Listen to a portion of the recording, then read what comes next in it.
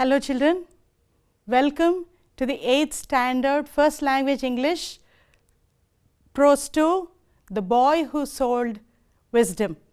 Today you will be listening to the first session of this lesson.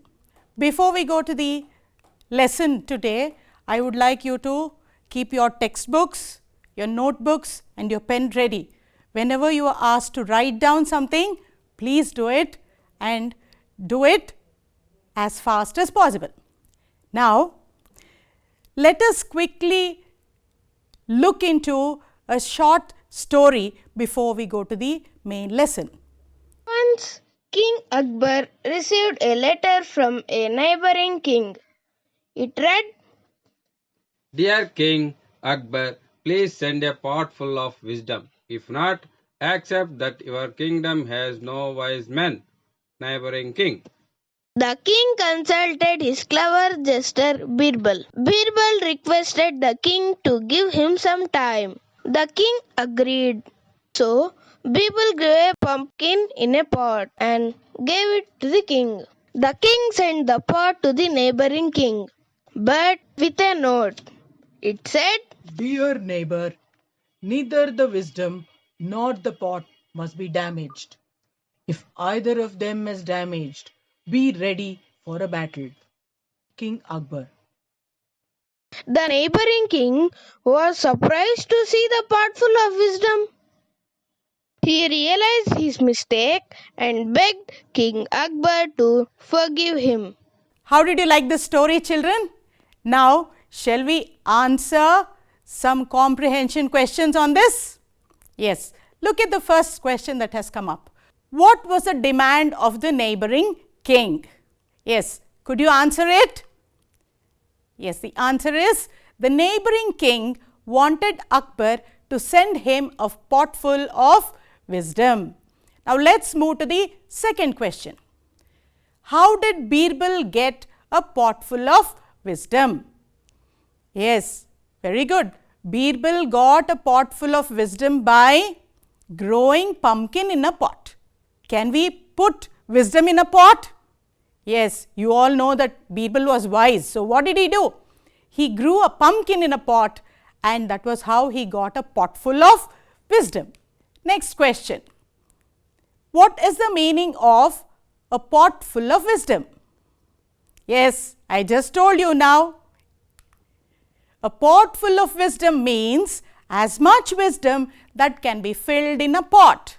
Now, what was it that was filling the pot here? A pumpkin. So, here literally Birbal wanted to say that a pot full of wisdom, according to Birbal, a pot full of wisdom was a pumpkin. Let's look at the next question. What condition did Akbar lay to the neighboring king for using the wisdom? The neighboring king had to separate the pot and the wisdom without damaging either of them. If you have got the answers right, children, let us understand how we get wisdom. How do we become wise? Yes, if you recall, you have been listening to lot of moral stories. You have been listening to lot of stories which have taught us so many lessons. Yes, lessons. We learn lessons even from the mistakes that we make. Don't we learn? Yes, we do learn. And also, we learn from experience. Now, the experience need not be only our own experience. It can also be the experience of other people in life. We may see and learn, we may read and learn, we may experience and learn. So, all these things put together make us wise. Do you agree with me?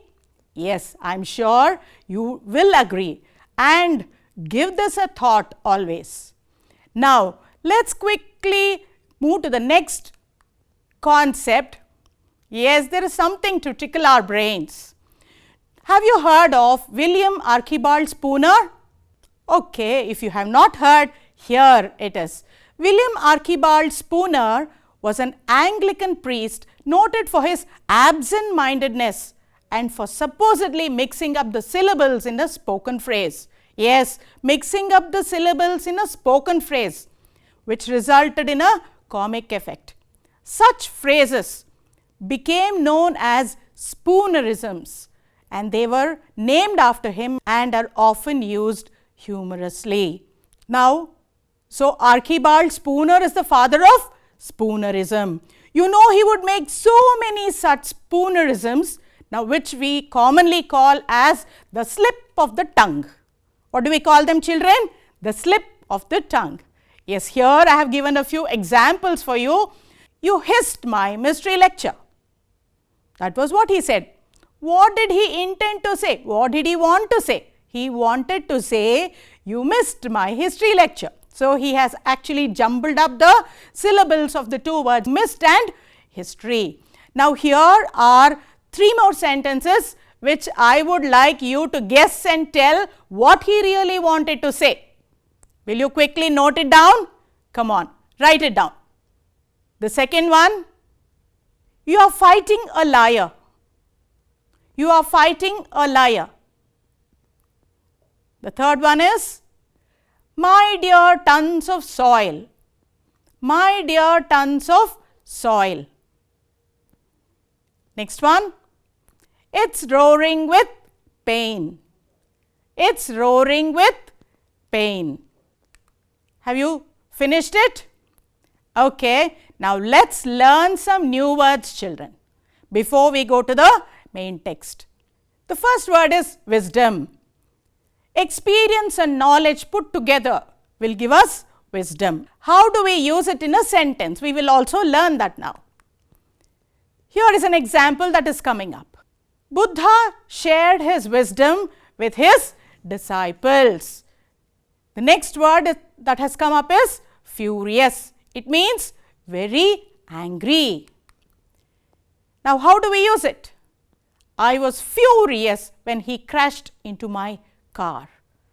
The next word is stormed. Rush in quickly.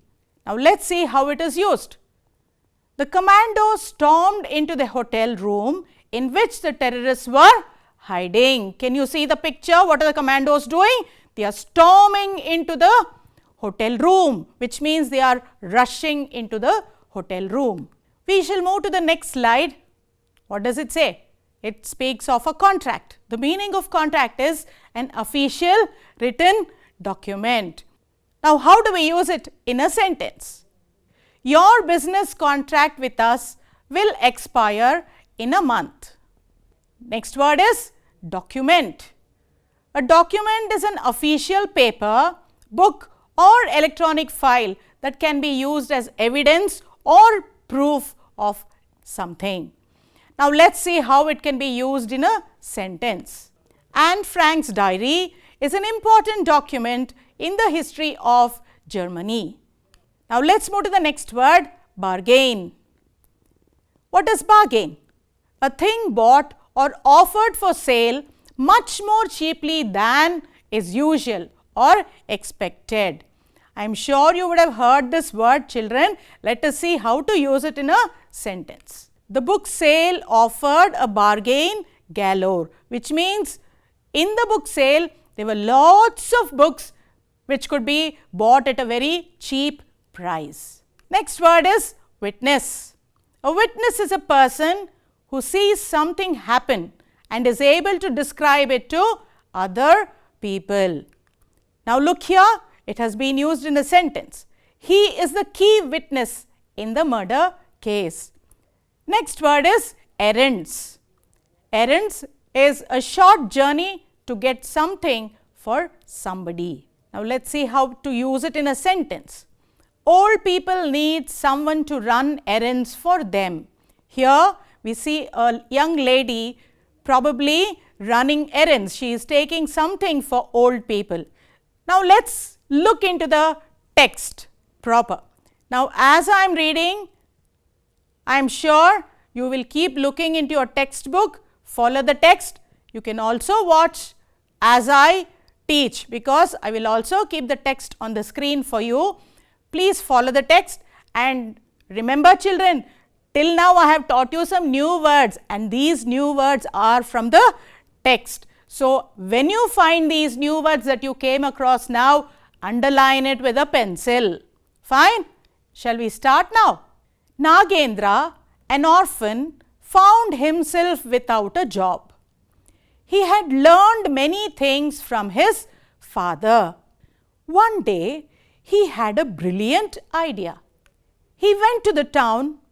He hired the smallest and the cheapest place and set up a shop. Over his shop, he put a placard, "Wisdom for sale." All around him, there were large shops. Nagendra called out loudly, "All kinds of wisdom for sale, reasonable prices. All kinds of wisdom for sale, reasonable prices."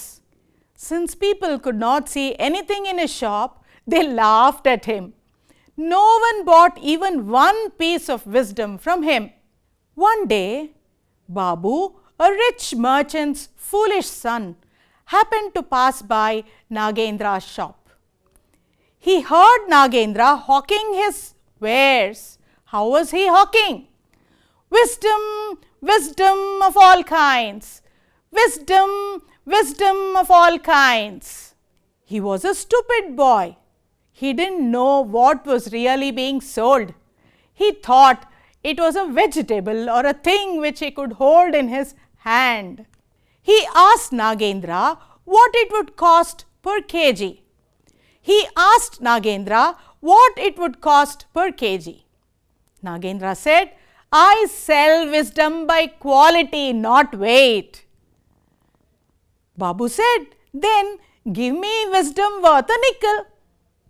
And what did he do? He gave a nickel to Nagendra. Nagendra took out a piece of paper and wrote on it, "It is not wise to stand and watch two people fighting." So what was there on the paper? It is not wise to stand and watch two people fighting. He asked Babu to keep it tied in his turban cloth. Babu went home and showed his father what he had bought. He said, "I bought some wisdom for a nickel and I have it here tied up in my turban cloth."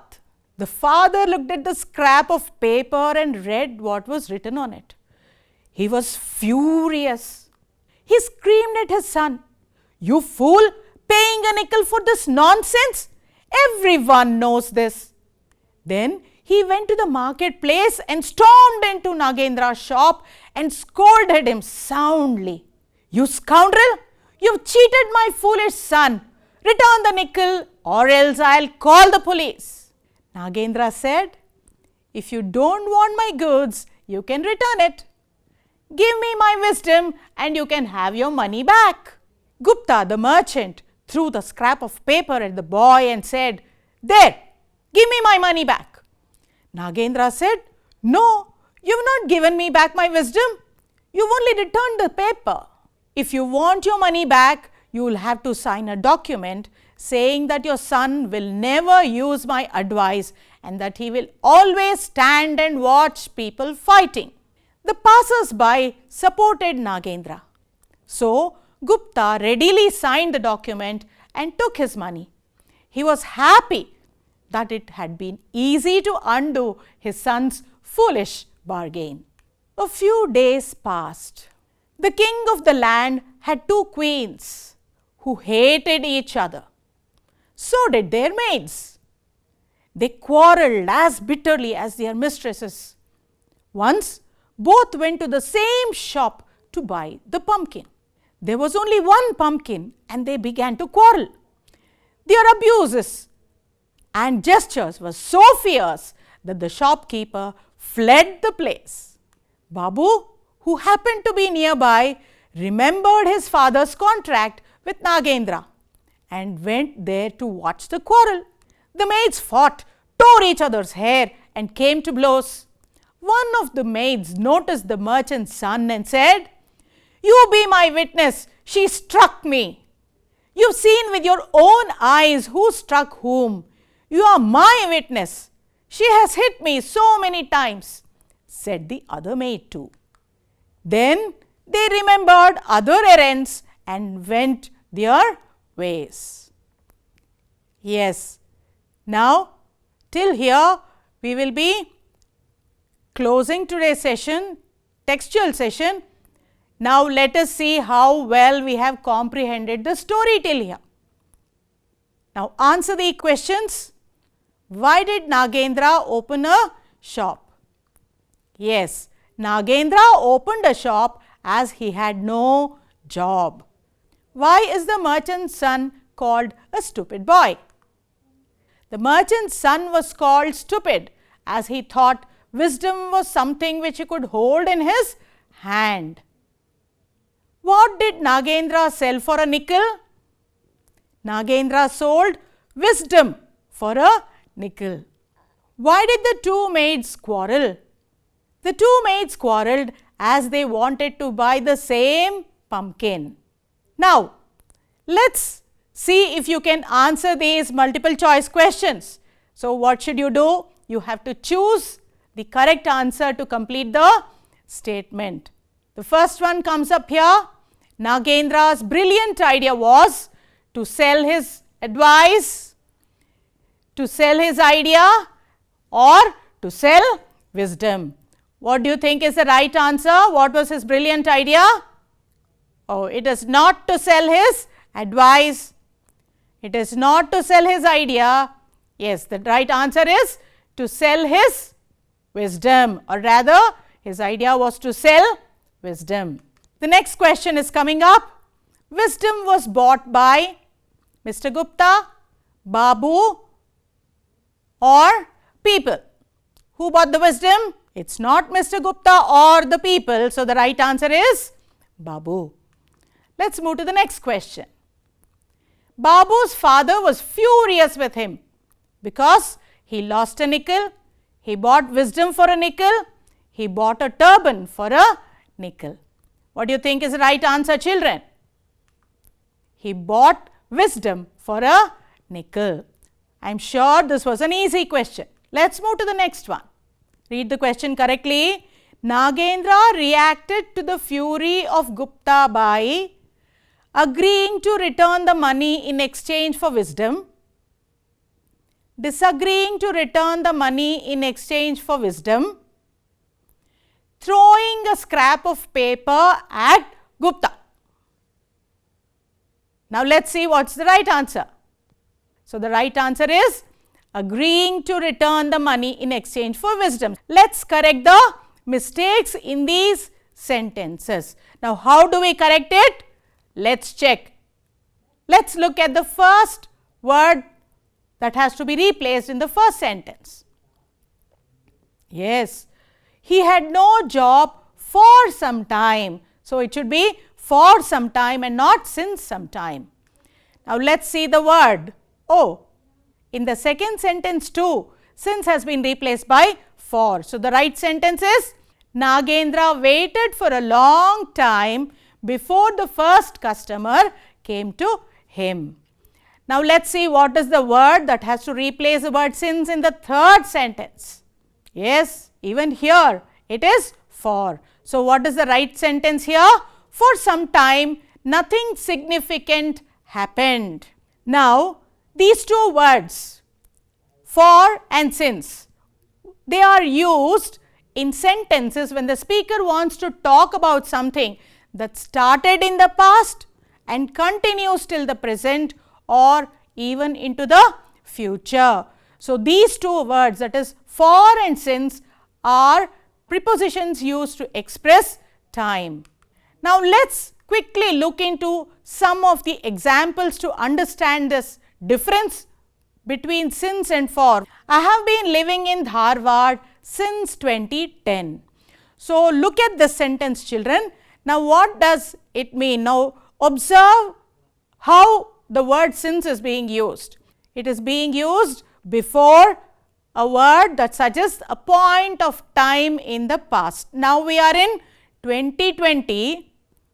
Now, we are talking of 2010, which means it is a time in the past, or you can also say since is used with a starting point of time in the past and that which will continue till now, and sometimes it can also move forward. See, this graphically represents here. I have shown it in the form of a graph here. The line here suggests time. What does it suggest? It suggests time here. So, here we have 2010, which is the time in the past, and we have the time 2020, which is the time or the present time. Now, what is the gap of time between 2010 and 2020? It is 10 years. So, we call this 10 years as duration. So, remember, we use the word since with the point of time when we talk of a point of time. Then when do we use the word for? So, let us see here. I have been living in Dharwad for 10 years. Look at the difference between the two sentences. I have been living in Dharwad since 2010. I have been living in Dharwad for 10 years. So, did you get the difference, children? Yes, for those of you who are still a little slow in understanding, let me give you a small formula for using of the word for as an expression of time too. Now, here it comes. So, for is generally used with duration or a period of time, or sometimes to make it easy, we can also say that we can use for with a number plus a time word, like how we have used 10 years. So, we have said for 10 years. Okay. Are you through? See some more examples to make it very clear to you. I am sick since last week. So, last week is a point of time, it is a specific point of time. So, here we are using the word since. Now, look into the next example. Since July, it started raining in Bangalore. So, it has started raining, it has not stopped. It can mean it has not stopped, or it can mean that it has already stopped. Today, it is not raining. July is a point of time, and therefore, we use the word since. Now, let us look at another example which is here. Students have been cleaning the garden since morning. So, morning is a point of time in the day, therefore, we use the word since. Now, let us see some more examples. Here, the reference is since plus time or date. The best examples here are the 5 interlocking rings have been a part of Olympic Games since 1914. So, here we are using the point of reference of time as a year. Next sentence, the science fair is open since the 3rd of September. So, here we are talking of a date.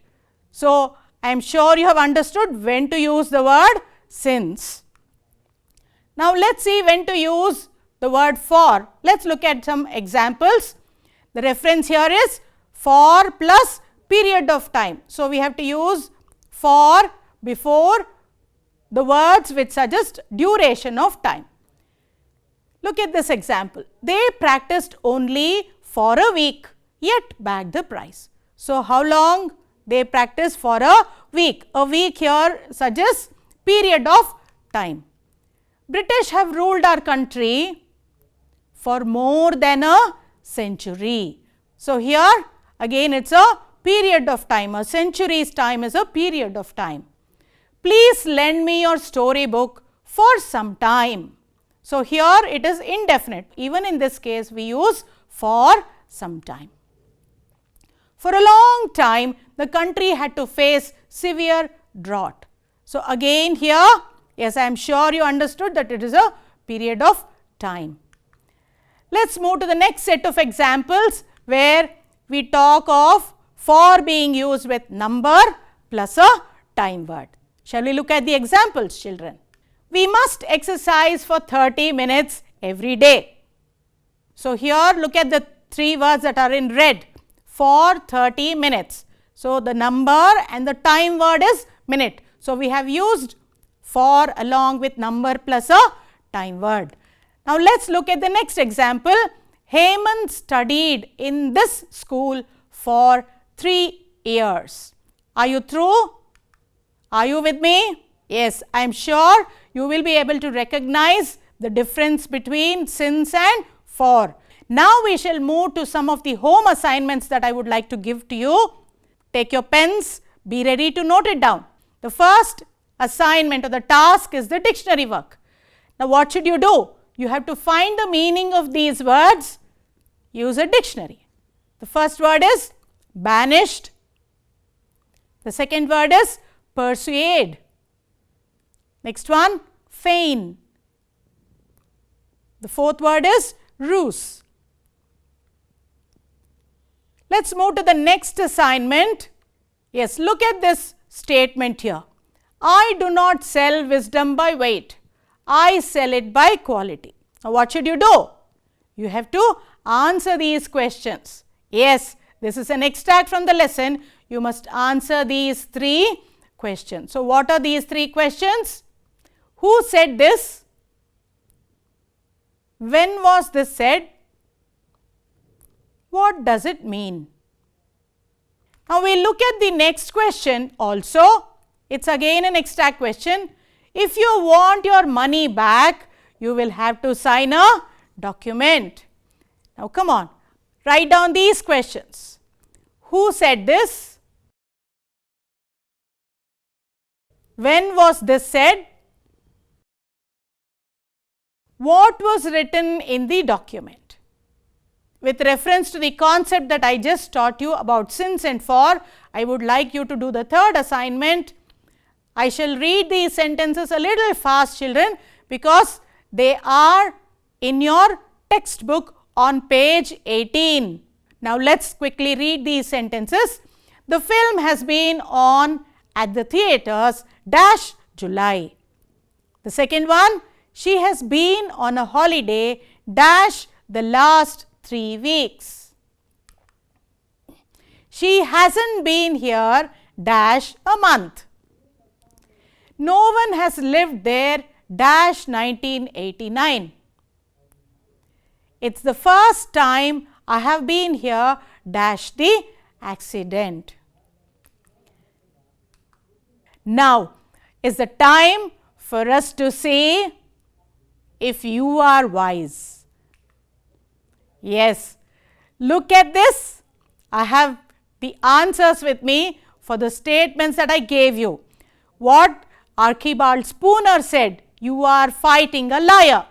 He actually wanted to say you are lighting a fire. Now, what was the next one? He said, my dear tons of soil. He wanted to say, my dear sons of toil. It's roaring with pain. Now, he wanted to say, it's pouring with rain. I am sure you would have got the answers. And thank you, children, for a patient hearing. I am sure you will complete your assignments and be ready for the second session of this lesson. Bye. See you.